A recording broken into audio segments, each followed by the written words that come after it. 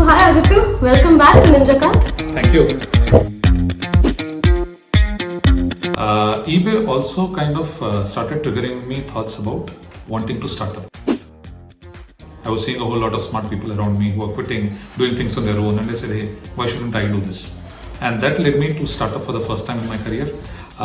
Me and a friend from my engineering college, we did something called Dethali. It was a cloud kitchen. We were operating that out of two places in Bangalore. Started with typical B2C. Again, when we started, we only knew that we could make good food and possibly deliver it. We didn't really know the nuances about what fundraising is all about, what growth metrics are, what to focus on, what not to focus on. But we did that for a couple of years, both B2C and B2B. And we came to the realization after 2 years that we don't know anything about starting up. So we said, hold on, if we really want to start up, let's do a reset. Let's go and do it back all over again. Let's go to places where they can tell us about what starting up is all about, what crazy growth is all about, what scale is all about, and what fundraising is all about. And when we think we have understood that, let's figure out whether we want to start up again. And that incidentally is what got me to Ninjacart for the first time. So I had tried starting up, I had not succeeded, at least in scaling it up the way I wanted to. And I said, maybe Ninjacart is a place that will help me do what I want to do. And it was a very interesting conversation when I landed up at Ninjacart. We were at a phase where we wanted to start expansion. We were not really sure who would be the person to lead expansion. I kind of landed up right place, right time. We said, all right, let's figure out how this works. And that's where my journey with Ninjacart begins. 2018.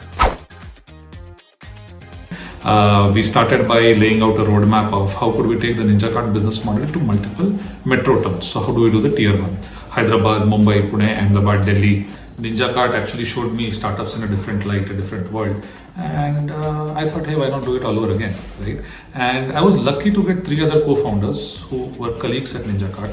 We all kind of resonated with the same idea, which is how do you solve for retailers' problems, but in a different space, not F&B, FMCG, and not the big brand FMCG, but the small brand FMCG. So how do you do a matchmaking between small brands which do not have access to retailers and retailers who do not have access to small brands and tie the two together? And that really, the more we started interacting with retailers during our Ninjacart stint, the more this idea seemed to make sense. And that's why we said, look, if that idea is there in your mind and it's kind of gnawing at you, the best part is to step out, figure out whether it works or not, and then figure out whether you can really do it. And that's really what led us out of Ninjacart. A lot of things that I learned them at Ninjacart, which is what made me start up. But the startup didn't really take the path that we anticipated it would take. Again, you could always say it was bad timing. We started bang in the middle of the first wave of the epidemic, the pandemic rather.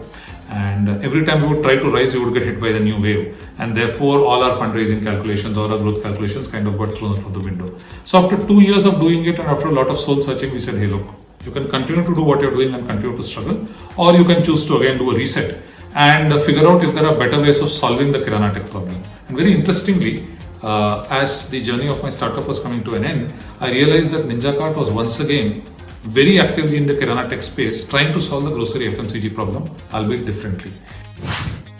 And that's when the thought clicked that, hey, look, what I tried to do, if it couldn't work, there are companies which are still making it happen. And why not look at talking to them? And why not logically come back to Ninjacart, because it's always home. So problem that I want to solve in a company that I want to work with, I think it's very simple.